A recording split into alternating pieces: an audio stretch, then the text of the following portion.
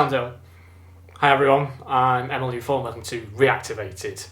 That's right, we have just celebrated 100 episodes across 16 years and relax, breathe. It's over. We have a new winner in the arena. Before we do get started, spoiler alert, if you haven't seen any of the current 8th series, I recommend not watching this until after you have done, as we will be delving into the depths of the 8th War's archives. And we can start by saying, Bot from the Blue has been added to the family. That's right, since the show began 100 episodes ago, only 6 robots have taken over the home the crown.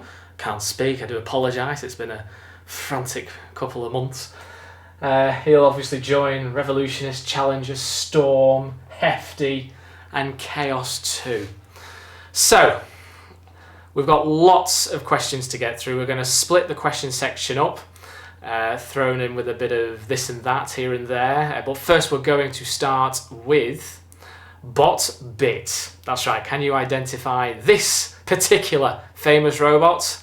Let us know in the live comment section box. The answer will be revealed a little later in the episode. So we're going to start now with part 1 of your questions from the 8th series. First, before we start, I just personally want to say a massive thank you to all those who continue to watch the show, who have subscribed certainly since the 8th Wars has been premiering, everyone who's stuck with it. Obviously the channel's only been live since 2010, but we've been going for 16 years and we cannot believe we've celebrated 100 episodes. So we want to thank you so much for everyone who watches the channel and keeps up with it. There's a couple of thank yous behind the cameras as well, because I can't believe after 100 episodes that they're still with me. So a massive thank you to everyone behind the camera. So I want to start off with, we're going to do this in sections. So we're going to do part 1 of your questions, and then a little later we'll do a second part. But the first questions are going to be aimed at those that have been put up on the channel under the videos from the 8th series. So we start with Ginge Ewan and LRW4. Thank you for commenting. Your question is, how come Sergeant Bash was absent? Yeah, there's quite a few questions about this. Obviously, I've said this before, Sergeant Bash as a toy, not the best. Couldn't really do anything. The claw, kill as a claw. A flamethrower, how do you make a flamethrower look good on camera?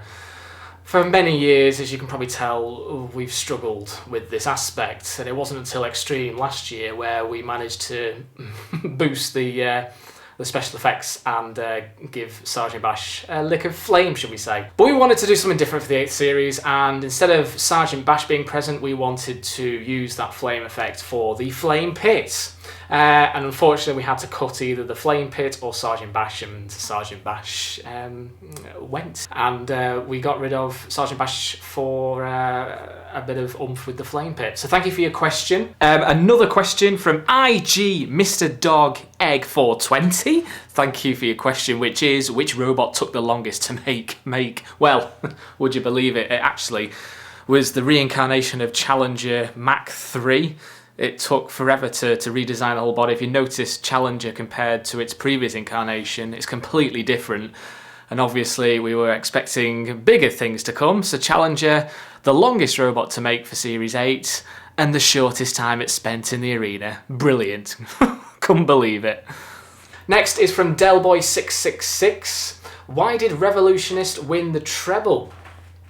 Okay, not necessarily 8th War question, but I'll take this anyway because, again, there have been quite a few questions asked about why did Revolutionists win the treble.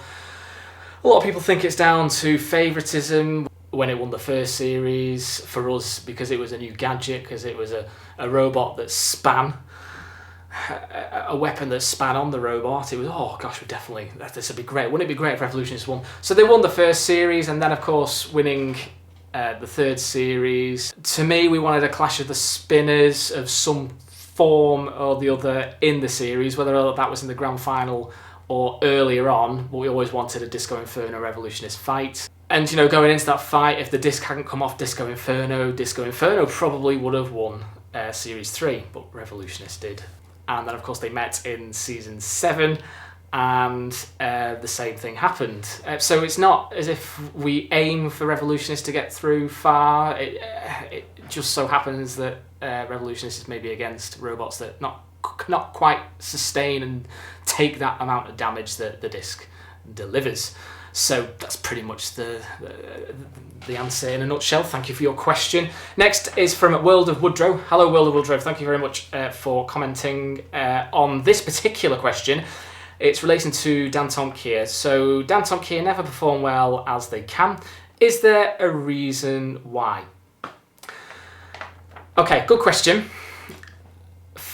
I've mentioned before in Reactivated that Danton Kier is my favourite pullback toy, without question. It looks good, it's good looking, the flipper is simply fitted on, and just flip it up and it works. No one of these button rubbish that of course came with Chaos 2. Great pullback mechanism, it just looked very good as a toy. I always wanted Danton Kier to do well in the series. If you, though, track back, so it's one of the only 3 robots that have appeared in every single season, if you go back through each series and each heat that Danton Kier have been in, it's just been down to sheer unluckiness. It really is. For me, it's the behemoth of the actual TV show when it comes to Danton Kier for our show. Obviously, when we're planning the heats, we randomise who's in which heat. Danton Kier, of course, been very unlucky in Season 2.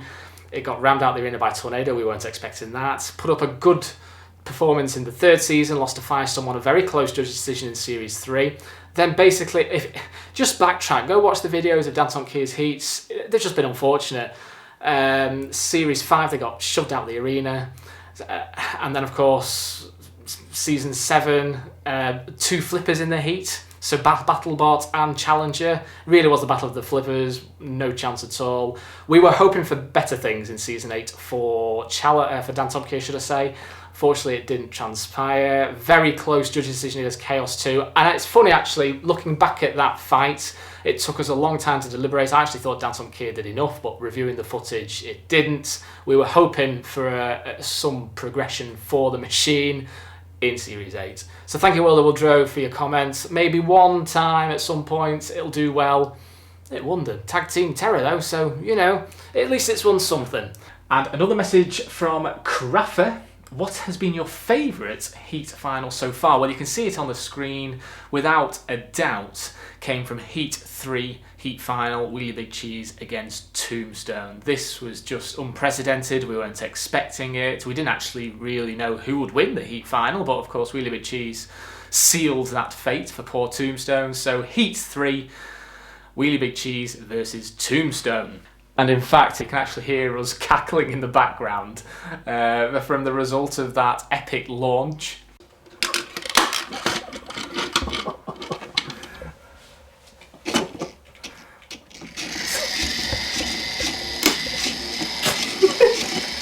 Thank you for your comment. Next we go to Joe Ree. Great to see the old guard return. Is there a reason why you have brought them back for the 8th series? So we like to make sure that we're doing something fresh. Every series that we do, there's no point dragging the same bits that we maybe done in the last series back again. We always want to try and reinvent something and do something different. This series, one of the aspects of that was the robots. We had a lot of robots that were destroyed, or we just didn't want featured in the reboot from Series 6 onwards.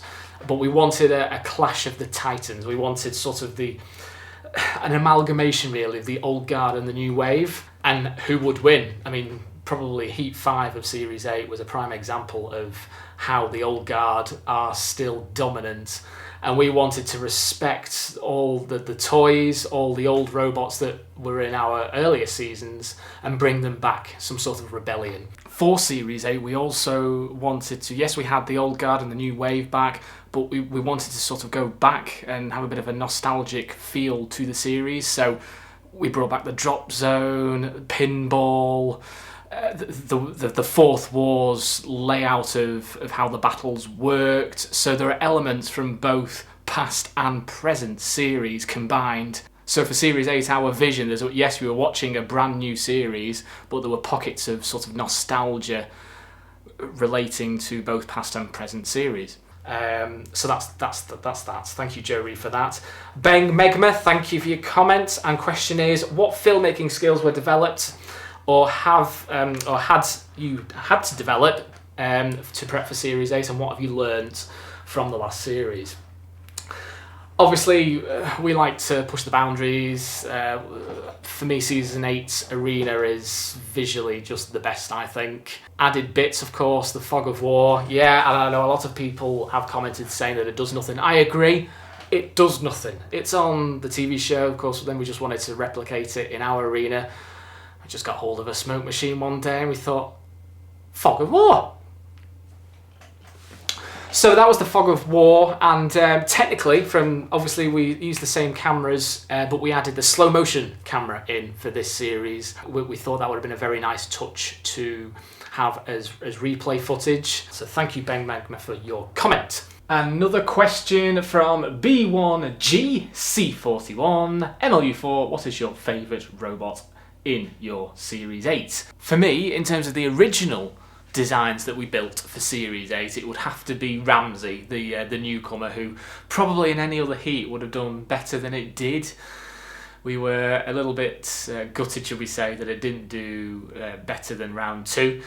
We loved the Shremek that we designed on it, so for me Ramsey was personally my favourite robot from Series 8, without stating any of the obvious ones. An interesting question from J33 Productions. Thank you for this. It's regarding the Hexbug toys.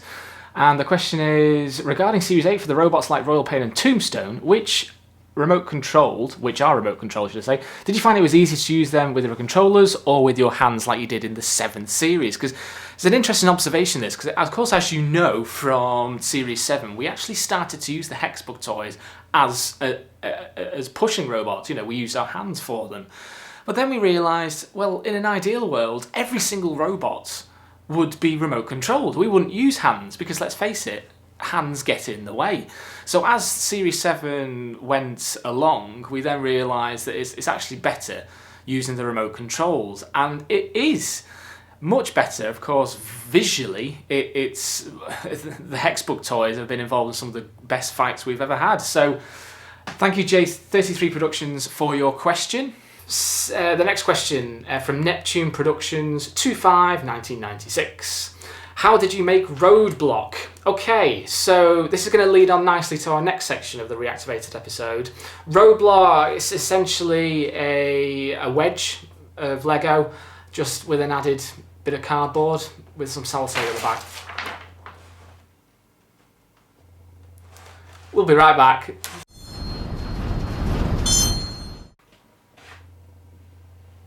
Apologies, Neptune Productions, for that. We'll go back to your question now. So yeah, as I said, Roadblock was simply a wedge of Lego and a bit of cardboard as the flipper with some sellotape at the back, just with a design for the roadblock graphic.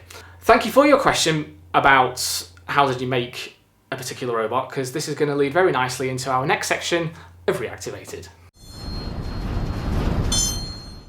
Over the years, many of you have asked the question about how a certain robot was built. We're going to start this in Reactivated by showing you how certain robots are built. So we're going to start with the 3-time champion. I think it'd be rude not to. Quite a lot have asked the question, how did you design Revolution? It's not necessarily the disc aspect, because of course that's not our design. We just bought that from the pit stop kits a long time ago. Is sort of the underneath of the disc and what's going on in terms of the body. So, Revolutionist. As you can see here, it's a simple base, used all of Lego. So you've just got to basically, you can see some close-up shots here of the actual bases, build up using flat pieces and the blocks, just a base to work with, really, ready for the next layer, should we say, of the robot, which of course is the back panel.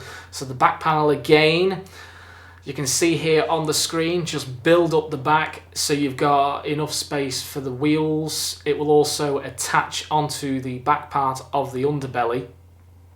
Once the wheels are attached, you then need to focus on actually fitting the disc into the body. Now, there is a problem with this because the actual disc mechanism is bigger than some parts of the body, so we've had to sort of reshape and remodel bits within to accommodate this device. So you can see here there's a couple of bricks that are missing from one side of the panel, but it's strengthened really with an overlying flat piece.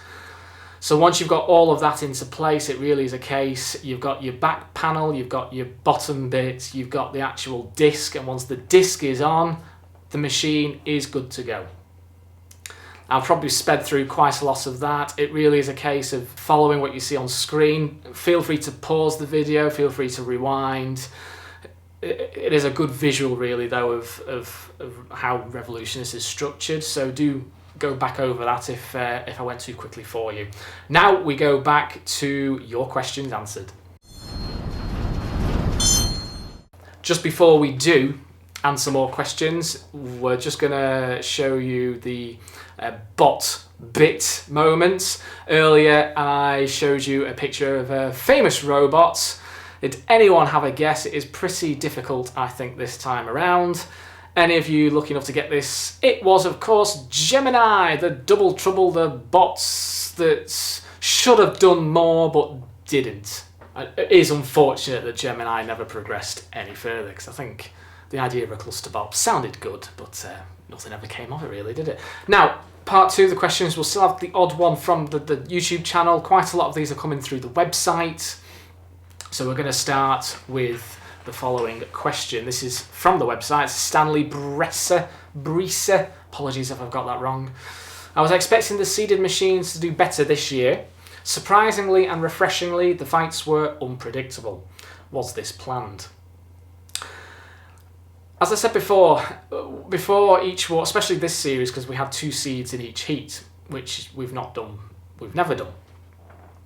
So we structured it so that there were the seeded machines were planned for particular heats. We wanted obviously the top 6 seeds and the bottom 6 seeds separated, so there was a bit of a variety in each heat. However, the other 4 remaining spots in each heat were completely randomised, so it was great. I mean, when Heat 5 came up, when you had all those robots, past champions, semi-finalists, veterans, old guard, we thought what a brilliant heat this is going to be. You know, who the hell is going to win this? Refreshingly, you know, we just let the fights play out. Whatever happens, happens. And certainly from some of the fights that we filmed, for example, when Arctic was flipped out the arena by Wheelie Big Cheese, when Wheelie Big Cheese flipped out Tombstone, in the first opening 10 seconds of the whole series, when Revolutionist was flipped over, no point staging it. None of it was staged. We try to get the shot as it happens. Certainly Heat 5, when Challenger was I certainly was hoping more of Challenger. Then Tornado obviously got a lucky shot at the side, ripped the wheel off, and Danton Kier came in and finished off, because why wouldn't you? If a robot's crippled by the arena barrier, regardless of being a past champion, whatever, you take advantage, and Danton Kier did. World of Woodrow, there you go. Best Danton Kier moment in Series 8. We weren't expecting Thor 2 to go out in the heats. We weren't expecting Disco Inferno to go out in the heats. And we certainly weren't expecting Storm 3 to be flipped out the arena twice in one heat. Another question that's coming from the website from Teetering Tony. How long does it take you to make a series? Well, we've also had the bot builder ask a similar question. How long does it take to make each series? So thank you both for your questions. You can see here on the screen we developed the arena, the ideas that we wanted, the sort of production side of things pretty early on. This was sort of May, June time. Got the arena together and we were ready to film really by the end of June. And filming actually only takes a few days, a week maximum, to film everything. It's of course, most of you are aware that the post-production side of things is what takes its time. So we had everything in the can by the beginning of July. So we had a month really to work on post-production, ready for a late September launch. So thank you for your comment. It is a tight turnaround, and of course the beauty is watching the episodes go out live on the channel. Thank you very much for your question. Just a quick question from Witherana Forza. Thank you for this. Where was Nitride and Blade for Series 8? Unfortunately, they didn't make the cut. For Series 8, we had other robots that took priority. So simple as they simply didn't make the cut. Next we have Tasmanian Devil Boy 42. This is an old question, but I thought it was quite relevant considering it happened again in this series. Why doesn't Elliot appear in videos anymore? Elliot, of course, he's helped out a lot behind the camera. I've got a great team. What we like to do is, well, certainly they do, they like to basically not be on camera. I don't mind it. Elliot now, all he does really, he inputs in terms of buying what needs to be bought for the arena to look as good as it does. He also does the judges' decisions. So any judges' decisions that you've not maybe agreed with, don't blame me, not my issue, that's Elliot's. So he likes to be more behind the camera. Thank you for your comment and question. Next we have Heathy C. Did you know who would win the fights in your series, or were the results a surprise? Well, it was pretty much from what Stanley Bresser was talking about. When I start filming, because I do a lot of the camera work, I love it because, yes, I plan the heats and who's in which heats, but when you get into that arena, I'm as in the dark as you are, really. Jack, who does most of the controlling of the machines now, he probably has an idea about who's going to win, but you can never anticipate, certainly a fight like Wheelie Big Cheese against Storm 3 in the semi-finals, you can never anticipate a fight like Wheelie Big Cheese against Tombstone. So it's bits like that make the series for me, and it's great to basically not know what's going on. So thank you, Heathy C. Marcus_videos, fantastic to see Series 8 was a success. However, have you had negative feedback on anything from Series 8? Well, you know, when you do a YouTube channel, of course you get negative feedback about things. You know, we're welcome for any constructive criticism that someone might have regarding the series. You just got to bear in mind, though, I mean, that there was, I'm only going to touch on this briefly, there was a particular fight in Heat 6 where there was a lot of anger online about this particular fight. I'll just say it was Disco Inferno against Minotaur. Now, at the time, I actually really liked the outcome of that fight.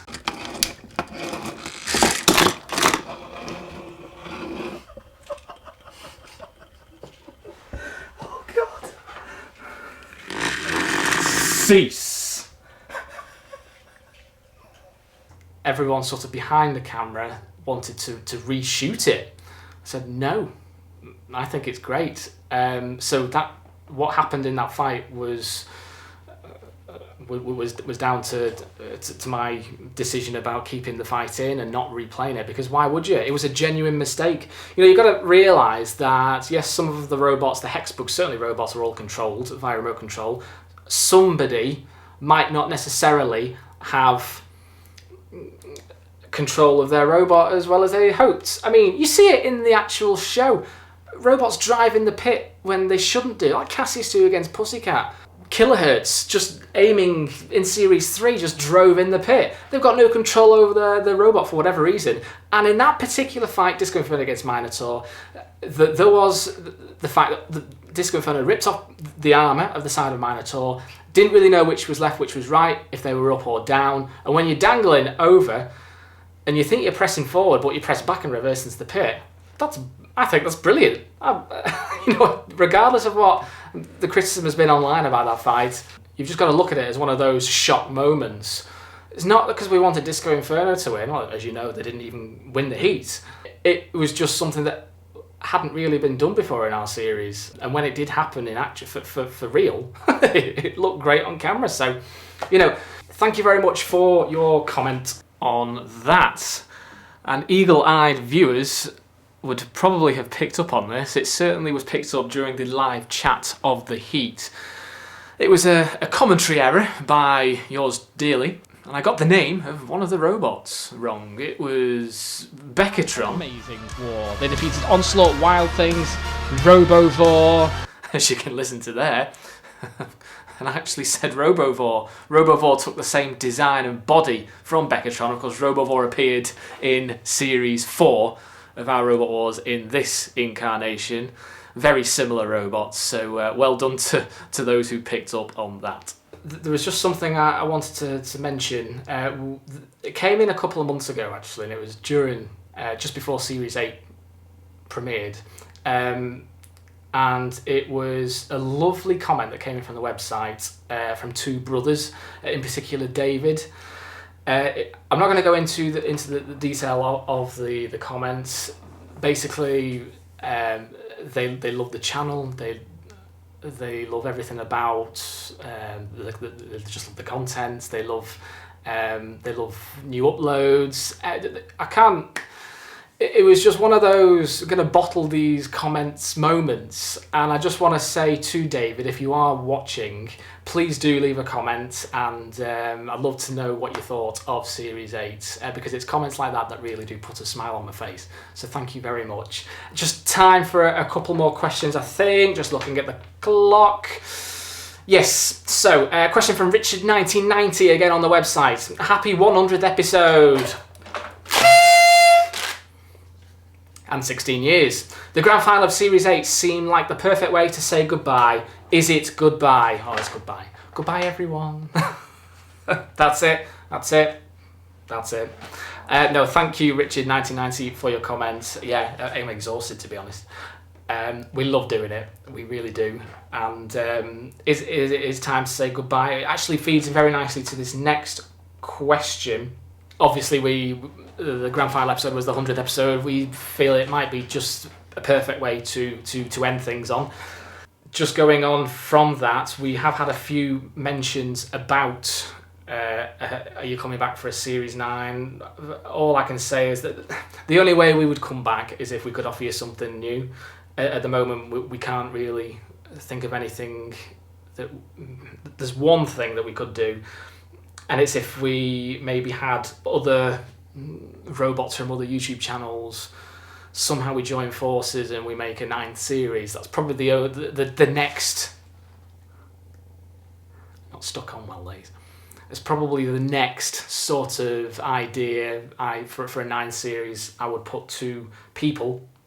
Other than that, yeah, to be honest, it's a miracle we've done 8. Never mind 6. That is the buzzer. Thank you very much for everyone, and I mean that, for sticking with MLU4 Robot Wars. It's an absolute pleasure to bring you content, and if for whatever reason I've missed your question or I've not had time to read it out, please leave a comment and a question in the comment section below, and I will respond to you this time, because obviously we're not coming back, so certainly for this year. So thank you once again. If you subscribe, feel free to do. Please subscribe, please download, feel free to share. And again, thank you all so much for watching. It's been a pleasure. We'll hopefully see you soon. Goodbye.